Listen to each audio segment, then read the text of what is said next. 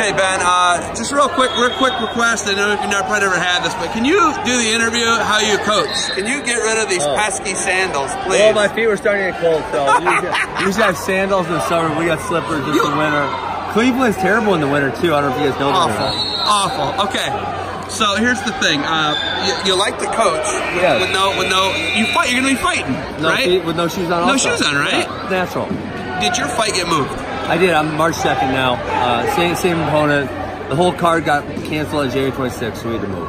Okay, so this is your first time with this promotion, UFC. Yep. You were with Bellator, ONE FC. Now you're going to the UFC. Yeah. And, but so far, how has your relationship been so far with the UFC? So far, so good. It's yeah. I mean, I got nothing bad to say. So we're doing good. Okay, I caught up with DC 2 weeks ago.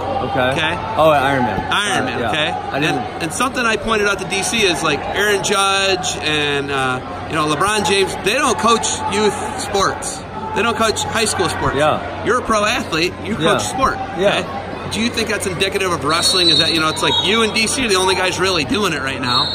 It's got to be somebody else, right? Okay, who? Name them. I had to think about that for a while. I think I might have got you. I'm not sure. You know what? I'm sure that obviously travel schedules of professional baseball or football or basketball are going to be significantly more difficult, right? Whereas fighting, we fight 3 or 4 times a year. We have, essentially a bunch of free time to do what we want to do. That being said, I'm sure there's some professionals in other sports that once they retire, they go back into it. I mean, I just had Daniel in for a clinic actually right before UFC Milwaukee, and one of the things he said, and I know a lot of athletes feel this is like, this was my way out. This is what helped make me who I am. And the least I can do is give a little bit back. And I know Daniel said that. I've heard other professional athletes say that. And that's how I feel about it. I love what I do. I know wrestling's made me who I am. And so I'm going to try to instill those same qualities that I learned from the sport into others. Okay, so, it's just Defense Soap Duels, Cleveland, Ohio. There's not a ton glamorous about this event. No. You want your guys to get better, and this is a hammer event, no question about it. When you bring the kids here to Defense Soap Duels in Cleveland, Ohio in December, right before Christmas, what do you want them to get out of it? What do you want to get out of it? This is the first time we put together, one of our parents, Tom Clark, actually helped a lot. He put together essentially the same team. We went last week to a tournament in Michigan. We're going this week, and then we're going to do international duels in a couple weeks in Louisville. So it's the same team through. So, what it was is we have enough good 6th, 7th, and 8th graders that need to go to that next level. I actually hate the fact I try to talk Guy out of having anything under 70 pounds here. I don't like national level competitions for that age group. I think they're dumb and worthless. And just do away with all those weight classes at any national tournament in that age group.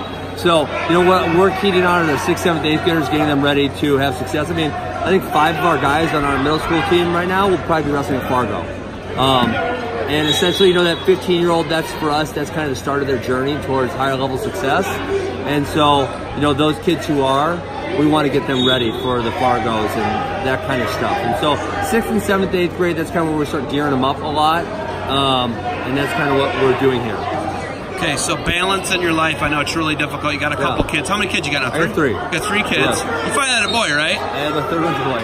Okay, 3rd one's a boy. 3rd time was a charm for you. You got 2 daughters and a son, right? Yeah. And balance is really hard, right? You're a media personality. Is, right? Well, yeah, no question. But you wrestle people more than anybody else in MMA history. More than Mark Coleman. More than Randleman. And those guys really never evolved into. They had hands. I don't know if you've got even the hands that those guys had. You never know. You never seen them. I don't want to see them right here, right? But you watch your fights. Yeah. And you're slapping guys sometimes. Yeah. You're early on. You had literally no hands. Yeah. No one has ever dominated the wrestling aspect of MMA like Ben Askren. Yeah. I think you being in 3 promotions is a testament to that. Sure. I'm all picking up on that, but wrestling people and Dana saying you were boring and you're just wrestling guys to death. Dana just needed an excuse for not signing me in 2013, right? And so it was. The 2 really bad excuses were I don't have enough experience and I'm boring. And those were bad excuses at that. So yeah, obviously I realized at a very early age I'm not going to be as good at anything else as I am in wrestling. I've been doing this my whole life. I'm really good at it. And, I picked up on the jiu-jitsu quick because it's not very far off from what I already do in wrestling. So I picked that up lightning quick.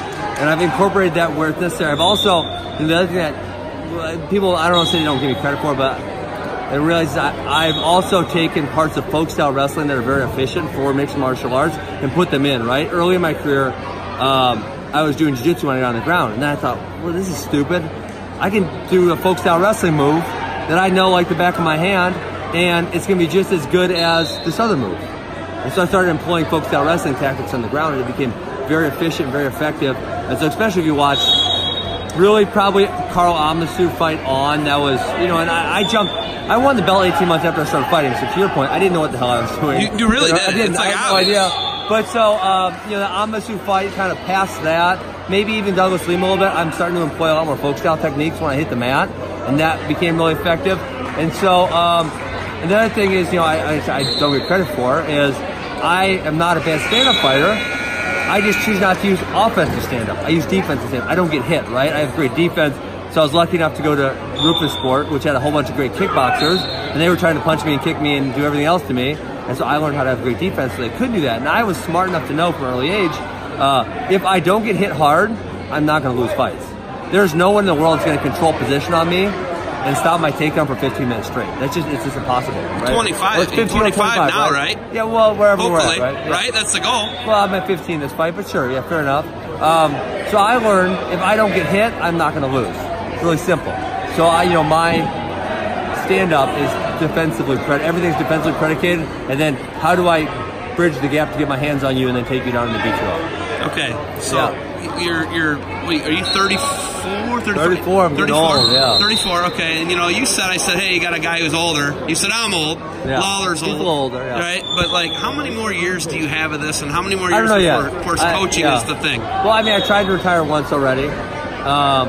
So actually, when I signed this contract, when I got traded, I actually hired someone else to kind of take my spot at the academy. Now, I'm still there like 2 or 3 days a week because I love it and it's what I enjoy doing, and I'm fortunate enough to have enough time to do so. But I knew I wanted to be able to fully focus on my training, and so I hired someone else to run my, he's actually an up-and-coming fighter. He won 2 Division III national titles for wrestling, and he wrestled with us in high school. So he's running all my classes. I'm in and out, but so I can focus on myself now. Okay, so Max, do you and Max still wrestle like every day that you're in each other's presence? No, we don't really wrestle very much at all anymore. You don't? So who do you train wrestling? Who do you train all your wrestling? Well, I go to the Badger RTC now, so I get to wrestle those guys. So you don't wrestle, well, you grab like Hilger? Yeah, I wrestle Hilger every week. Are you serious? Yeah, sure. That gets that, I mean, you That's really got to work. Workout. Well, they don't have another heavyweight. And you got to work. So I volunteered for my, So You're I volunteered. insane. Well, it's good. It works out. Heavyweights, you just got to understand how to wrestle them, right? You got to play to your strengths, not to their strengths. If I went power and power, I lose 100% of the time, right? I'm not going to do that. So yeah, I give it to myself, man. But Max, I think how we both feel about it is like, neither of us. I mean, I wanted to wrestle Midlands. Obviously, it didn't work out. I was sad about that. But how I feel about it is that every time I wrestle, I can try to impart or pass on some of what I do to other people. So I want to do it with our college guys or our good high school guys, so I can pass on those skills, right? So that's part of coaching. I know Max does the same thing. He does a lot of wrestling every week, but it's all with guys that we coach that are in college now or guys that are in high school, so we can pass on that wisdom and that knowledge. Because there is this coaching, right? Obviously, a certain part of it's do this, do this, do this. This is why you do that, explaining it, right? But there is a significant portion of it that is feel, that is timing, that is understanding where you're at in space. And there's like my better guys, Jacob Roshka, Peyton Mako, Jarek Padiger, the guys that I wrestle with on a regular basis. There's stuff that I don't tell them to do. I just start doing it. They're smart. They start doing it, right? It's like imitation. They figure out, oh, he's doing this to me. Man, that's a pretty good move. Maybe I'll do that. So yeah, I think when Max and I wrestle, it's almost exclusively with a lot of our younger guys. Okay, like Chael Sonnen, I think you're made for the internet era. I think that you're made for... No, I'm serious. Sure, okay. I think that, I don't know if you're Green Toe Palacio. He's really made for it, right? Yeah. But like, obviously you can do podcasts and you can do media the rest of your life. Yeah. And commentary and whatever you want to. Is that something we're going to see more out of you when you retire and just coach? I love coaching a lot more. I really enjoy coaching a lot. But, it doesn't take up my whole day. And, like, the Rudis thing is fantastic. I do 2 podcasts a week with them. I do... Where you tricked me, by the way. I do a Mental Monday. I think we're going to try to get into some other really cool avenues that, where I can get out there and talk about wrestling. And, You know, the biggest thing about me doing that stuff, for me, right? Obviously, I can use it as a job, and that's fantastic. But I think about wrestling uniquely, and I think some of my ideas, if they can spread, like I'll tell you an example, like the 50, 55, 60 that are 8 years old and 7 years old, it's stupid, right? So we have one little brother at 50 pounds, but the other ones are like pickups from other teams. Our 65 pounder, I think he's a 5th or 6th grader. That's kind of a better age, right? Those young kids, why do we need to drive them around the country and wrestle? It's dumb. It's really dumb, okay? But people get this idea, and then they say, well, this kid was successful at the time he was 1st grade, right? But there's correlation, but there's not causation. It's not he's the best because he was great in 1st grade, right? And sometimes I think he's the best despite the fact that he was good when he was young and pushed hard when he was young. And so if I can spread ideas like that, I think wrestling is going to be in a significantly better place in 20 years. Okay. Yeah. Do you not just me. There's other people with great ideas, and I think that need to be spread.